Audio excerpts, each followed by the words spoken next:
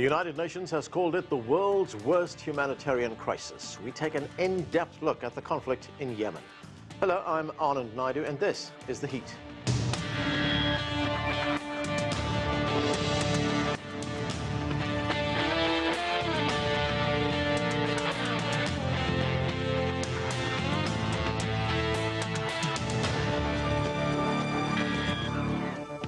After 6 months of relative calm, violence could erupt again in Yemen.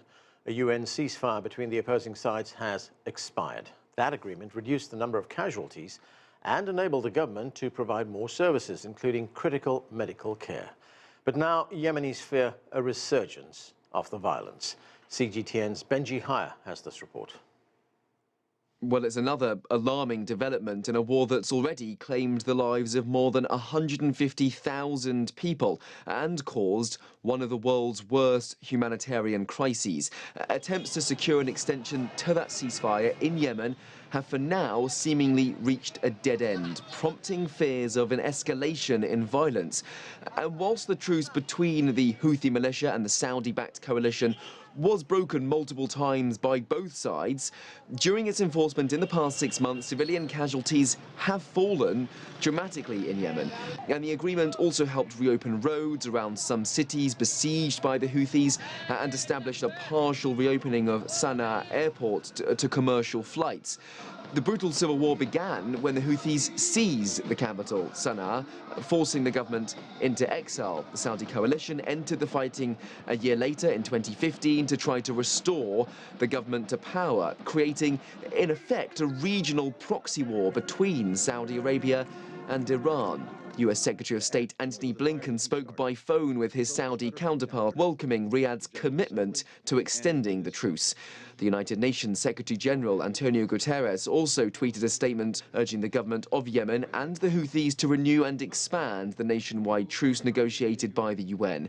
This is a time for leaders to prioritize the needs and aspirations of the Yemeni people, he said. This is the time to choose peace for good. There is still hope of maintaining the truce. It's been extended twice before, and an updated UN proposal calling for a third extension has been received by both sides of this conflict. But its fate, and that of Yemen, remains unclear. Benji Haya, CGTN. To discuss the Yemen crisis, let's bring in our guests. Joining us from London, Abdel Bari Atwan is the editor-in-chief of Rai Al-Yum. From San Francisco, we're joined by Banafsheh Kinouch. She is a fellow at the International Institute for Iranian Studies and author of the book Saudi Arabia and Iran, Friends or Foes. Also with us from the United Kingdom, Bara Shiban is a human rights activist and a Middle East and North Africa caseworker at Reprieve.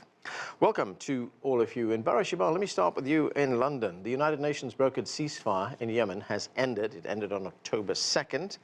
And efforts so far to renew that, to extend that, have not proved very successful. The United Nations does tell us that in the 6 months that the ceasefire was in force, it reduced the number of deaths in the war by 60%.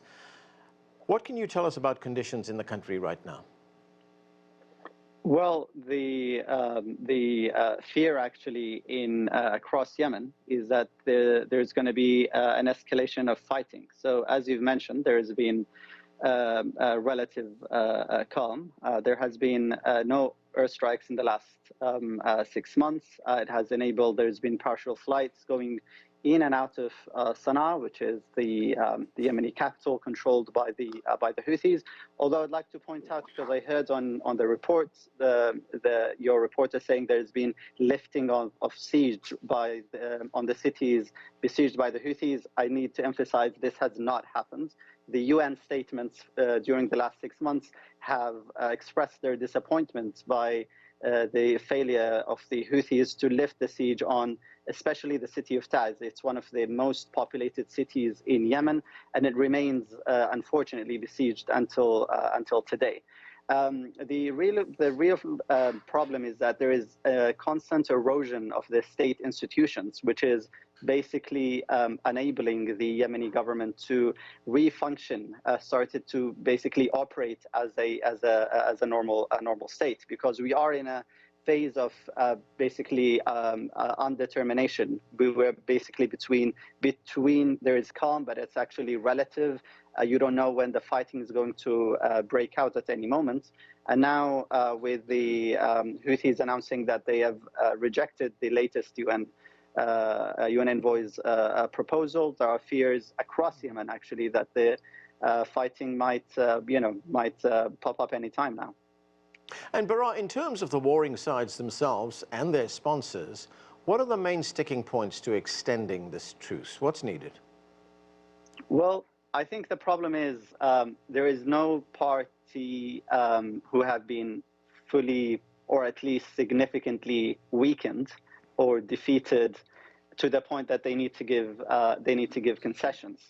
There is an ongoing problem, I think, by the precisely Western media. They're overly obsessed with Saudi Arabia to the point that actually the cause of the problem, which is the Houthi coup seizing control over the capital and effectively driving Yemen into a civil war, is rarely discussed. So you remove one factor out, which is you remove the Saudi intervention, but you're left with the main problem. The main conflict still exists. So you have from the tribal factions, the political factions who have aligned with the internationally recognized government from one side, and then you have the Houthi who have managed to consolidate power in Sana'a and the northern provinces, and you still have that tension, that room for escalation and fighting, ready actually to burst out at any moment. So just by removing the external factors, you haven't been actually delving in to solve the main problem, which is we don't have a transitional process. There is no effective political process taking place in the country. You have a militia ready actually and enough empowered to wage the war they started in 2014. Banafsheh, welcome to the show. Great to have you with us. Now, Iran is a key backer of the Houthis in Yemen. The United Nations Special Envoy for Yemen, Tim Lenderking, he says both Iran and Saudi Arabia back the idea of extending that truce, but he says a truce extension broke down because of what he calls maximalist positions by the Houthis in Yemen. Part of this had to do with the manner in which they were going to be paid their salaries.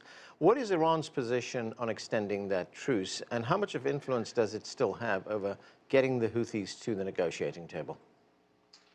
At the moment, as you know, Iran is going through nationwide protests, and the country hasn't uttered an exact, up-to-date position on the issue of the extension of the truce. However, in the past, Iran has given its views about this truce, and it has wanted it to help restore peace and facilitate the delivery of humanitarian assistance into Yemen. More importantly, it has encouraged a Yemeni talk in order to come up with a structure for its new government. And finally, Iran's position is that most of Yemen's air and sea borders and road borders should be unblocked so as to enable a facilitated flow into Yemen of what Iran wants to deliver, or the kind of diplomatic relations that Iran would want to establish inside Yemen. And there's no reason to believe that that position has changed. Do you think, given what you were talking about earlier, those domestic pressures that Iran is facing right now, that they may be more inclined to come to some kind of agreement in Yemen? What is quite clear is that Iran is attempting to retain a dialogue with Saudi Arabia because it needs Saudi Arabia to buffer some of the regional tensions for Iran while Iran is witnessing internal protests. This may come as a surprise to most listeners, but the fact is that Saudi Arabia and Iran both have a vested interest in a level of balanced ties in the region. So to that extent, Iran does care about having a truce in place, and I hope that answers part of your question. It certainly does. Abdel Bari Atwan, what do you make of the status of the conflict right now? As I said, the 6-month ceasefire has come to an end, and to a large extent, the ceasefire had a positive role in the country. It brought down the level of violence. Certain government functions were able to be carried out. But what do you think of what's going to happen next?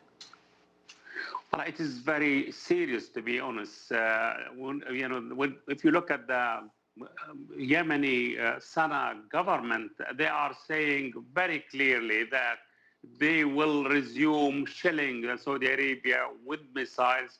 They ask the companies, whether oil companies, whether in Yemen or in Saudi Arabia or in Abu Dhabi, to leave immediately. Otherwise, they will be actually bombarded by missiles, by drones, if they don't do so. It seems it was a very, very strong message from Sana'a government. They are saying that, look, we accepted this truce for 6 months, and we were rewarded by more actually sanction, especially and embargo, especially in Hodeidah seaport, where about 8 oil tankers were actually prevented from actually reaching the seaport and empty the oil barrels there. So it was the sanction which is hurting the Yemenis, and also it was the lack of money. The Sana'a government saying that we have oil and gas reserves, and this should be actually paid the salaries of the Yemeni people. So no salaries, no actually lifting the embargo on Sana'a airport or Hodeidah seaport. So in this case, they reached the level of exploding. They actually, if they want to extend the truce, and they want to expand the truce also in order to apply to their demands of paying the salaries of the people working for the government, and also to make this economic situation much better for the Yemenis people, which didn't happen for the last 6 months. So, I think they are running out of patience completely, and I wouldn't be surprised if they continue launching missiles to hit the Saudi oil, refineries, oil fields, the oil industry, and the same thing in Abu Dhabi. But Abdel Bari Atwan, would it be fair to say that it's not just about salaries, is it? I mean, looking at the broader conflict, what are the conditions or guarantees that need to be put in place for, at least in the short term, for this truce to be extended? Yeah, well, the Yemenis, they would like a permanent truce, a permanent solutions. They actually extended their hand, their goodwill to the Saudi, to the United Arab Emirates, to the American envoys, to UN envoys, saying that, look, we cannot continue like that forever. Our people are dying. Our people are suffering. So we need a full solution to the Yemeni conflict, to stop this kind of bombardment of the Yemenis people, the Yemenis infrastructure, what left of it actually. So very little. But so anyway, the Yemenis would like to have more flights from Sana'a airport. Only there are 2 flights, one to Yemen, one to Amman and Jordan. And they are saying, why can't have a flights to Bombay, to have a flight to Muscat, to have a flight to other destination? Why we are restricted for 6 months only for 2 flights weekly, which is very low. So I think their demands actually it should be understood, and there should be a positive response to it. Otherwise, they will lose their temper and they will go back again to the war. In the last military parade in Sana'a, just about 2 weeks ago, we have seen a new missile, highly developed missile, whether it's sea missiles or actually air missiles or ground missiles, and they are ready to actually launch these missiles and drones against Saudi and United Arab Emirates targets. Okay, Baran Shaban, the truce brought a major reduction in the number of civilians who were dying in Yemen, and we also said that the number of people who are being internally displaced was also cut by almost half. But let's listen to what ordinary Yemenis are talking about. Let's listen to this, and then I have a question. نحن كمواطنين We, as citizens, did not benefit anything from the truce. The first thing, the airport was not opened to places where we often travel, such as India or Cairo. The second thing is that there is still a blockade on food products. The port of Hodeidah is still besieged. We could not even benefit from the truce financially. We still do not have salaries as they were stopped when the central bank was moved from Sana'a to Aden in 2016.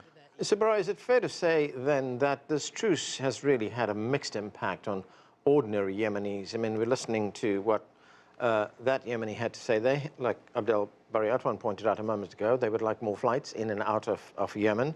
The number of deaths certainly dropped, but there are still food shortages in the country.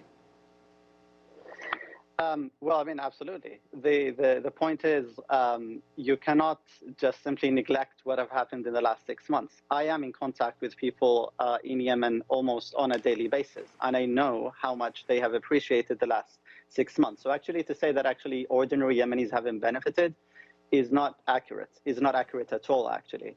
The other thing he raised, Mr. Abdel Bari Atwan, is the port of Hodeidah. That's also not true. I mean, the data is there. The UN data is publicly available, and you can see the amount of shipments that have gone into the port of Hodeidah. It is much more than what used to happen. What the Houthis want actually is to remove the inspection totally. So remove the whole inspection process, and that can't happen simply because the Houthis are a militia who will attempt to actually bring in more weapons to the territories they control. But to say actually that there hasn't been an improvement is false.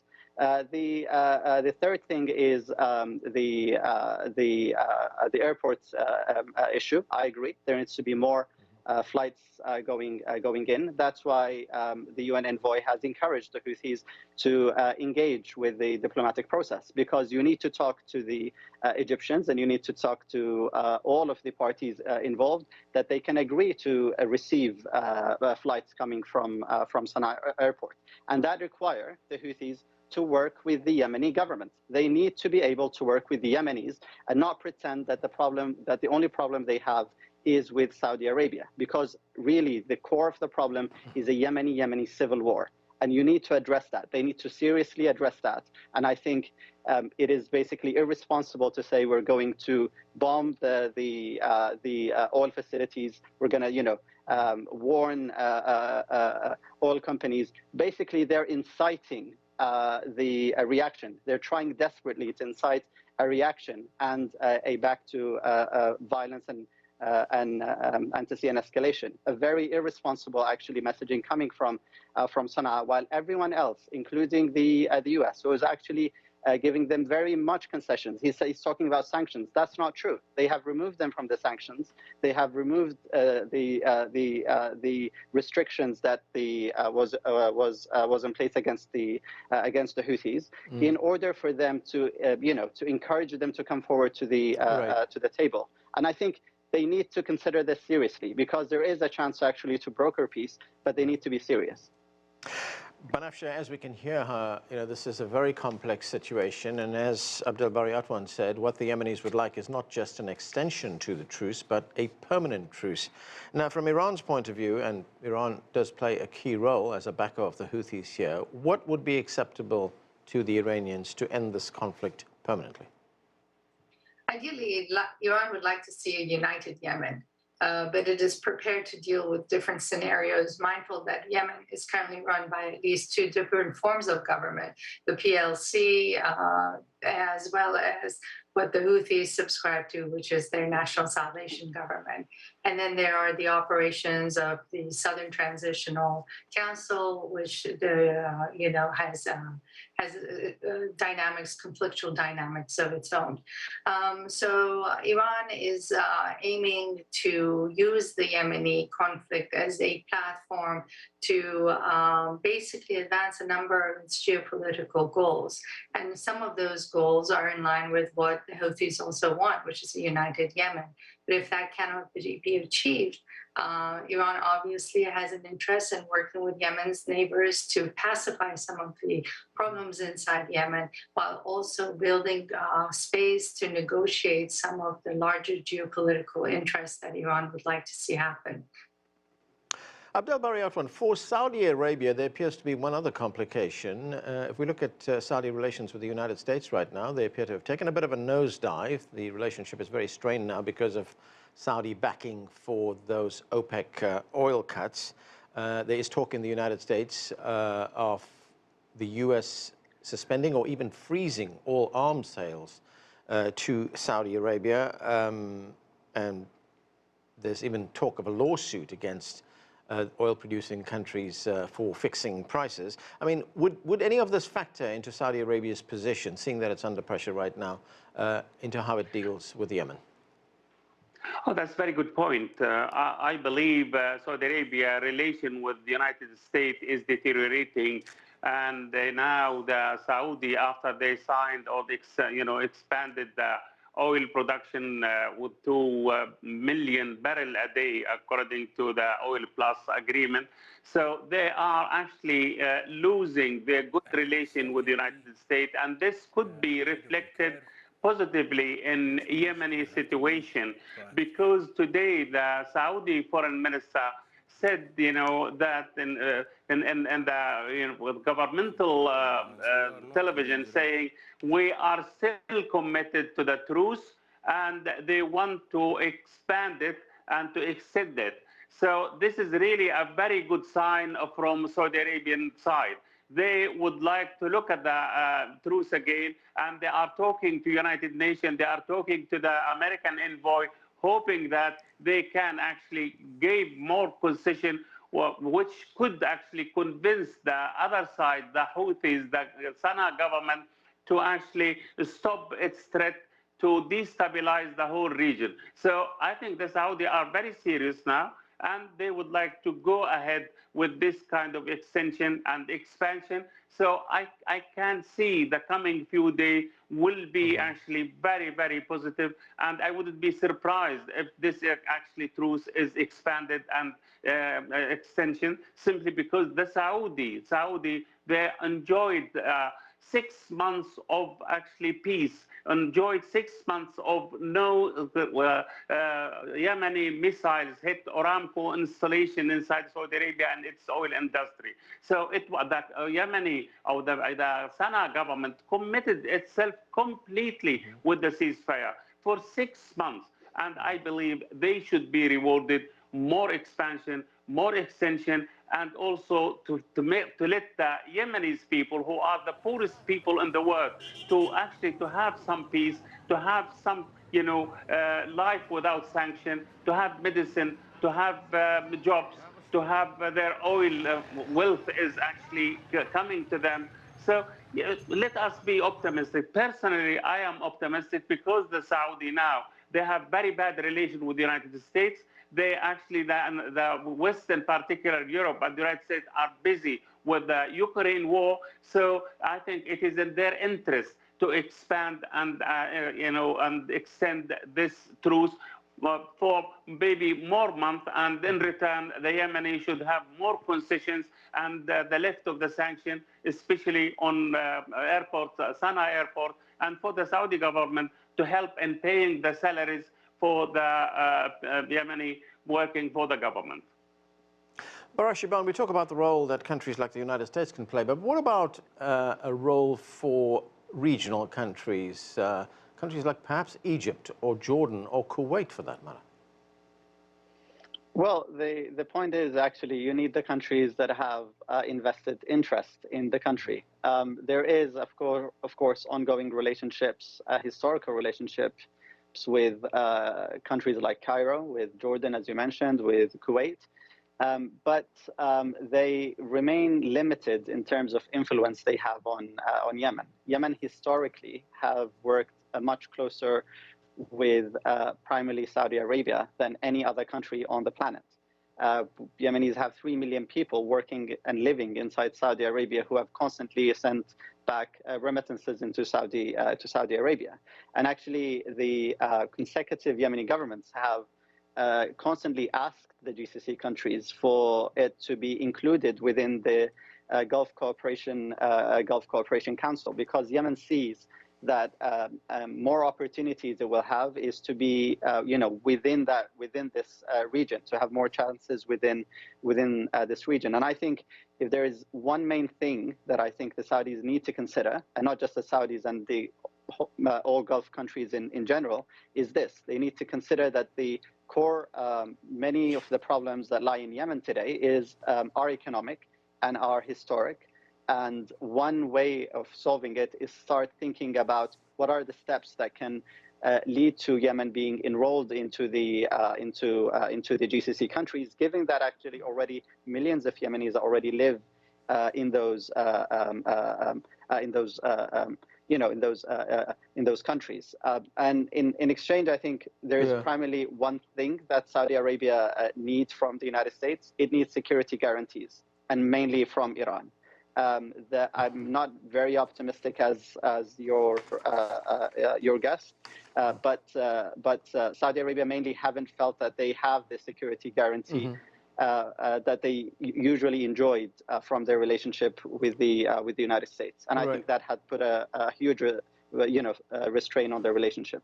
Okay, Banafsheh, I've just got a little bit of time left, but I want to hear your view on one other development that we don't hear about very often, and that is that there is an effort here in the United States to end U.S. involvement in this war in Yemen. In fact, there's a bipartisan group in the U.S. Congress. They want to invoke constitutional war powers to end what it says is America's unauthorized involvement in the conflict. Of course, the United States has been supplying Saudi Arabia with weapons that have been used against Yemenis. It also gives the Saudis intelligence support, logistical support as well.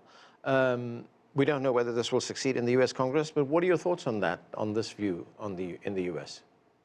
It's a complicated affair. Iran would welcome a measure that would remove the United States and its military forces from the region, and also in this particular case from Yemen. But Iran is also mindful, as you say, that certain backup support, logistical support, will continually be provided to Saudi Arabia. So what Iran would like to see is also a commitment at the political level and at the international level to build a peace process in which the Houthis have a very significant say. And that's where we have to leave it. Thanks to all of you for being with us.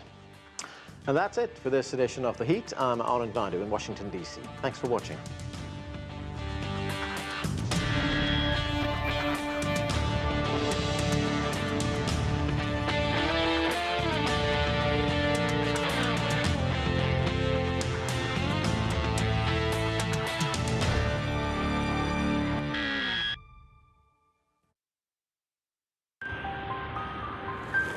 I see a country on the move. There's my opportunity.